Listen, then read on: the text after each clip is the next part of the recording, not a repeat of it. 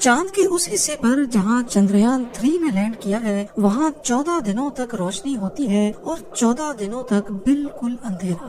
تو پھر ان 14 دنوں تک چندریان 3 ارتھ پر موجود اسرو کی ٹیم سے کیسے کانٹیکٹ کر پائے گا؟ انڈیا چاند پر سافٹ لینڈنگ کرنے والا چوتھا ملک تو بن گیا ہے، لیکن یہاں کے ساؤتھ پول پر آج سے پہلے کوئی اور کنٹری اپنا اسپیس کرافٹ کیوں لینڈ نہیں کر پائی؟ اور اپولو 11 کو چاند تک پہنچنے میں صرف 3 دن جبکہ چندریان 3 کو 40 دن کیوں لگ گئے؟ 23 اگست 2023 کو چندریان 3 کی چاند کے ساؤتھ پول پر کامیاب لینڈنگ نے بے شمار سوالات کو جنم دیا ہے۔ 1959 میں جب سوویت یونین کے لونا 2 اسپیس کرافٹ نے چاند پر پہلی لینڈنگ کی تو اس کے بعد ایک ایک کر کے پاورفل نیشنز کا چاند پر جانے کا سلسلہ شروع ہو گیا۔ ابھی تک ٹوٹل 12 کنٹریز کی جانب سے 138 مون مشنز لانچ کیے جا چکے ہیں۔ تو اب سوال اٹھتا ہے کہ چندریان 3 نے ایسا کیا کیا ہے جس کی وجہ سے پوری دنیا میں انڈیا کی دھوم مچی ہوئی ہے؟ بے شک ابھی تک 138 لونر مشنز ہوئے ہیں، لیکن اسرو نے اصل میں وہ کارنامہ انجام دیا ہے جس کو آج تک کوئی بھی نہیں کر پایا۔ پہلی بات تو یہ کہ انڈیا وہ پہلی کنٹری ہے جس نے چاند کے ساؤتھ پول پہ کامیاب لینڈنگ کی ہے۔ ساؤتھ پول یعنی چاند کا نچلا حصہ بے شمار کریٹرز، بڑے بڑے پتھروں اور خطرناک کھائیوں سے بھرا ہوا ہے، اور کیونکہ یہاں سورج زیادہ تر سیٹ ہی نہیں ہوتا اسی وجہ سے یہ کھائیاں اور بڑے بڑے کریٹرز پرماننٹ شیڈوز بنا دیتے ہیں جہاں بالکل اندھیرا ہوتا ہے، اور ظاہر ہے جب لائٹ ہی نہیں ہوگی تو یہاں لینڈنگ کتنی مشکل ہو پائے گی۔ اس کے علاوہ چاند کا ایٹماسفیئر ارتھ کی طرح تھک نہیں ہے، اس کا مطلب ہے کہ جن ایریاز پر سن لائٹ پڑتی ہے وہاں ٹیمپریچر 120 ڈگری سیلسیس تک پہنچ جاتا ہے، اور جہاں لائٹ نہیں پڑتی وہاں -250 ڈگری سیلسیس۔ ساؤتھ پول پہ ان شیڈوز میں اتنی ٹھنڈ ہونے کی وجہ سے ایسا مانا جاتا ہے کہ یہاں پر واٹر آئس موجود ہے، جو کہ سائنٹیفک اعتبار سے دلچسپ تو ہے لیکن یہ ایکسپلوریشن میں کافی مشکلات بھی کھڑی کر سکتی ہے۔ اور جو سب سے بڑا مسئلہ یہاں فیس کرنا پڑتا ہے وہ ہے کمیونیکیشن۔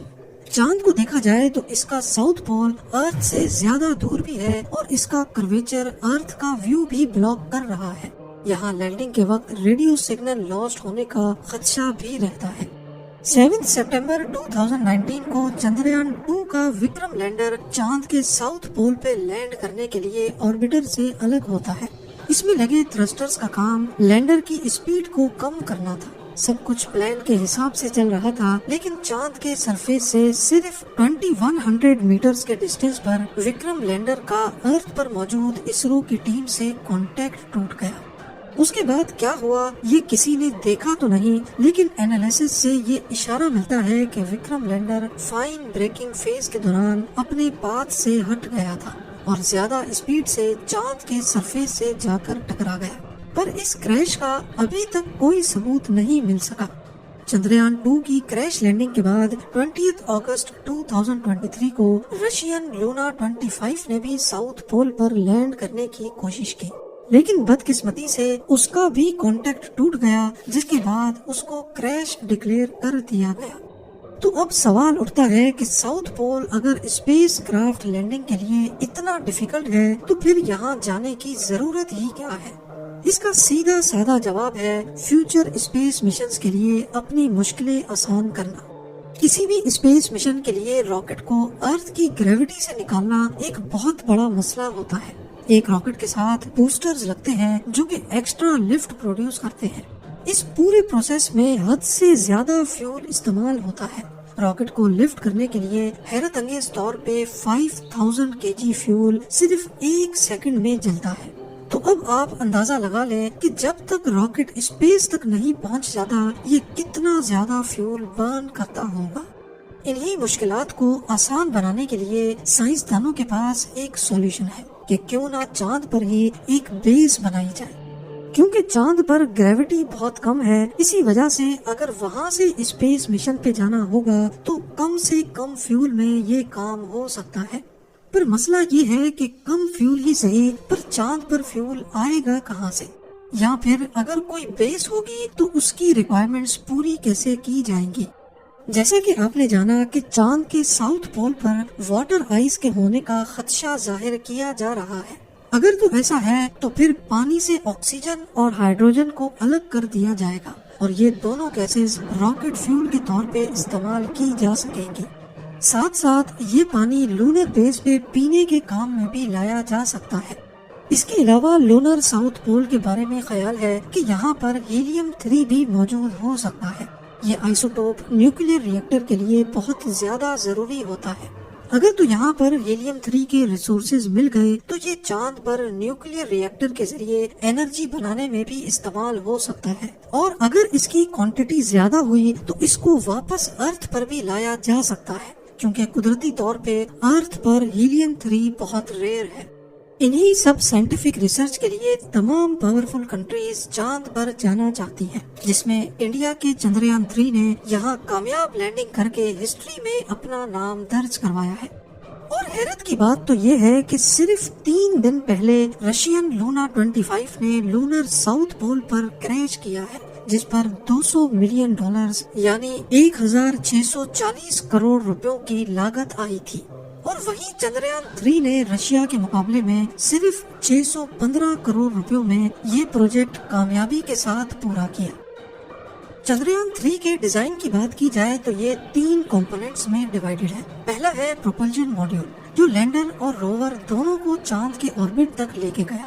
اس کے بعد ہے وکرم لینڈر، جس کو انڈین اسپیس پروگرام کے فادر ڈاکٹر وکرم سارا بھائی کے اعزاز میں یہ نام دیا گیا ہے۔ چاند کے آربٹ سے وکرم لینڈر کو پروپلشن ماڈیول سے الگ کر دیا گیا۔ اس کی 4 ٹانگیں ہیں اور اس میں 4 لینڈنگ تھرسٹرز لگے ہوئے ہیں، جو ارتھ پر 324 kg جبکہ چاند پر کم گریوٹی ہونے کی وجہ سے 2000 kg تک کا تھرسٹ پروڈیوس کر سکتے ہیں۔ اس کو خاص چاند پر سافٹ لینڈنگ کے لیے ڈیزائن کیا گیا ہے۔ نارملی جب اسپیس کرافٹس کو چاند یا مارس پر لینڈ کرانا ہوتا ہے تو اس کے 2 طریقے ہوتے ہیں۔ ایک ہے امپیکٹ لینڈنگ، جس میں لینڈر کی اسپیڈ کو پیراشوٹ کی مدد سے کم کیا جاتا ہے، لیکن پھر بھی یہ لونر سرفیس پر زور سے آ کر گرتے ہیں، جس سے سینسیٹیو پارٹس کو بہت نقصان پہنچتا ہے۔ یہ طریقہ اسرو نے چندریان 1 کے وقت میں یوز کیا تھا۔ یہ تھی تو بہت ہارڈ لینڈنگ، لیکن کنٹرول تھی۔ اس مشن کو ٹوٹل 2 سالوں کے لیے پلان کیا گیا تھا، لیکن شاید ہارڈ لینڈنگ کی وجہ سے انسٹرومنٹس کو نقصان ہوا اور 312 دن کے بعد ہی چندریان 1 کا اسرو سے کانٹیکٹ ٹوٹ گیا۔ دوسرا طریقہ ہے سافٹ لینڈنگ، جس میں لینڈر چاند کے سرفیس کے قریب پہنچ کر اپنے تھرسٹرز کو آن کر دیتا ہے۔ یہ تھرسٹرز لینڈر کی صرف اسپیڈ کو ہی کم نہیں کرتے، بلکہ یہ اپنی ڈائریکشن چینج کر کے لینڈر کو لینڈنگ سائٹ تک بھی لے کے جاتے ہیں۔ چندریان 2 کے مقابلے میں چندریان 3 میں وہ تمام چیزیں ختم کر دی گئی تھی جو چندریان 2 کی لینڈنگ کے وقت مسئلہ کر رہی تھی۔ سب سے بڑی چینج یہ تھی کہ اس میں ویریبل تھرسٹ انجنز لگائے گئے ہیں، جو لینڈنگ کے وقت اپنی ہاریزونٹل پوزیشن خود کنٹرول کر سکتے ہیں۔ اس کے علاوہ چندریان 3 لینڈر میں لیزر ڈاپلر ویلوسی میٹر LDV بھی لگایا گیا ہے، جو 3 ڈائریکشن سے لینڈر کا ایٹیٹیوڈ ڈیٹیکٹ کر سکتا ہے۔ اسرو نے چندریان 3 کے وکرم لینڈر کو کافی مضبوط رکھا ہے، انسٹرومنٹس کا آپس میں کنیکشن زیادہ بہتر بنایا ہے اور ایکسٹرا بیک اپ سسٹم لگائے ہیں، تاکہ لینڈنگ کے وقت اگر کوئی مسئلہ ہوتا بھی ہے تو لینڈر کو کم سے کم نقصان پہنچے۔ لینڈر کے اندر مختلف سائنٹیفک انسٹرومنٹس تو ہیں ہی، لیکن ساتھ ایک روبوٹک روور بھی موجود ہے۔ 26 kg کا پرگیان روور قریب 1 میٹر تک لمبا ہے۔ یہ چاند کے مختلف لوکیشنز پر جا کر آن سائٹ ایکسپیریمنٹس کرے گا۔ جو سیمپلز وہ خود ٹیسٹ نہیں کر پائے گا، اس کو وہ وکرم لینڈر تک لے کے آ پائے گا۔ اگر یہ تمام ریسرچ بالکل ٹھیک انداز میں ہو گئی تو انڈیا ساؤتھ پول میں لینڈ کرنے کے ساتھ ساتھ یہاں ریسرچ کرنے والا پہلا دیش بھی کہلایا جائے گا۔ لانچ کی بات کی جائے تو چندریان 3 کو LVM-3M4 راکٹ کے ذریعے 14 جولائی 2023 والے دن ستیش دھاون اسپیس سینٹر سے لفٹ کیا گیا تھا۔ پہلے 14 جولائی سے لے کر 1 اگست تک یہ ارتھ کو ہی آربٹ کرتا رہا، جس کو آربٹ ریزنگ فیز کہا جاتا ہے۔ اس میں اسپیس کرافٹ کو ارتھ کے گرد کچھ اس طرح سے آربٹ کرایا جاتا ہے۔ یہ طریقہ اس لیے استعمال کیا جاتا ہے تاکہ اسپیس کرافٹ ارتھ کی گریوٹی کو استعمال کر کے اپنی اسپیڈ بہت زیادہ تیز کر سکے۔ 1 اگست کو اس کی اسپیڈ ارتھ کے آربٹ سے نکلنے کے لیے کافی ہو چکی تھی۔ اسی موقع پر اسرو نے اس کی ڈائریکشن چاند کی طرف کر دی۔ اس اینیمیشن میں بلو ڈاٹ ارتھ ہے، پرپل لائنز چندریان 3 کا آربٹ اور گرین لائنز چاند کا آربٹ ہے۔ اسی طرح چاند کے گرد بھی اس کا آربٹ کچھ اس طرح کا تھا۔ پہلے دن اس نے چاند کے گرد ایک بہت بڑا آربٹ کیا، پھر ایک دن کر کے یہ چاند کے گرد اور قریب آتا گیا۔ 17 اگست کو وکرم لینڈر پروپلشن ماڈیول سے الگ ہو کر چاند کے اور قریب آ گیا، اور پھر 23 اگست کو جب یہ فاصلہ صرف 30 کلومیٹرز رہ گیا تو تھرسٹرز آن کر کے بریکنگ سسٹم ایکٹیویٹ کر دیا گیا۔ جب آخر کے صرف 150 میٹر رہ گئے تو وکرم لینڈر کو 30 سیکنڈز کے لیے ہوور کروایا گیا تاکہ کوئی پرفیکٹ لینڈنگ اسپاٹ ڈھونڈ کر وہاں لینڈ کروایا جا سکے، اور پھر فائنلی 6:02 پہ وکرم لینڈر نے چاند کے ساؤتھ پول پہ لینڈ کر کے ایک نئی تاریخ قائم کر دی۔ پر کیا وجہ ہے کہ اپولو 11 نے چاند کا یہ سفر صرف 3 دن میں طے کیا جبکہ چندریان 3 کو پورے 40 دن لگ گئے؟ اصل میں ایسا نہیں ہے کہ چندریان 3 چاند پر جلدی نہیں پہنچ سکتا تھا، یہ ساری بات ہے پریورٹیز کی۔ اپولو 11 ایک کریوڈ مشن تھا، یعنی یہ وہ پہلا اسپیس کرافٹ تھا جس کو ہیومنز کے ساتھ چاند پر لینڈ کرنا تھا۔ یہاں پریورٹی کرو کو بحفاظت چاند تک لے کے جانا اور پھر واپس بھی لانا تھا۔ اسی وجہ سے اپولو 11 اسپیس کرافٹ کے پروپلشن سسٹم کو اتنا اسٹرانگ رکھا گیا کہ وہ کم ٹائم میں ہی اتنی اسپیڈ اچیو کر لے جس سے وہ ارتھ کی گریوٹی سے باہر نکل سکے۔ دوسری طرف چندریان 3 میں کوئی انسان نہیں تھا۔ یہ ایک ریسرچ مشن ہے جس میں پریورٹی جلدی پہنچنا نہیں بلکہ اپنے سائنٹیفک مقصد کو حاصل کرنا ہے۔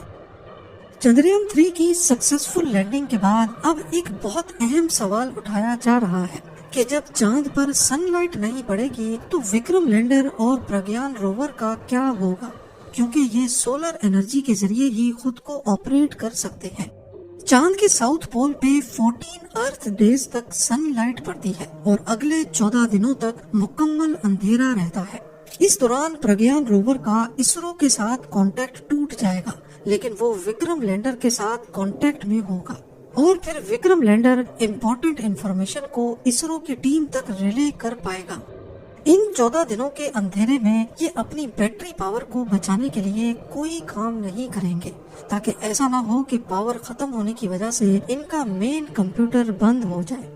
یہ مشن تب تک چلتا رہے گا جب تک کہ کوئی مسئلہ نہ ہو جائے اور اسرو کا لینڈر اور روور کے ساتھ کانٹیکٹ ہمیشہ کے لیے ٹوٹ نہ جائے۔ پر ایک بات تو طے ہے کہ وکرم لینڈر اور پرگیان روور واپس ارتھ کبھی لوٹ کر نہیں آئیں گے، کیونکہ ان میں صرف اتنا فیول ہی تھا جتنا لینڈنگ کے وقت استعمال ہوا تھا۔ یہ وہ چاند کی ویڈیو ہے جو لینڈنگ سے صرف 8 دن پہلے چندریان 3 کے پوزیشن ڈیٹیکشن کیمرہ سے ریکارڈ کی گئی تھی، اور یہ ویڈیو 17 اگست کی ہے جب وکرم لینڈر پروپلشن ماڈیول سے الگ ہو گیا تھا۔ امید ہے زیم ٹی وی کی یہ ویڈیو بھی آپ لوگ بھرپور لائک اور شیئر کریں گے۔ آپ لوگوں کے پیار بھرے کامنٹس کا بے حد شکریہ۔ ملتے ہیں اگلی شاندار ویڈیو میں۔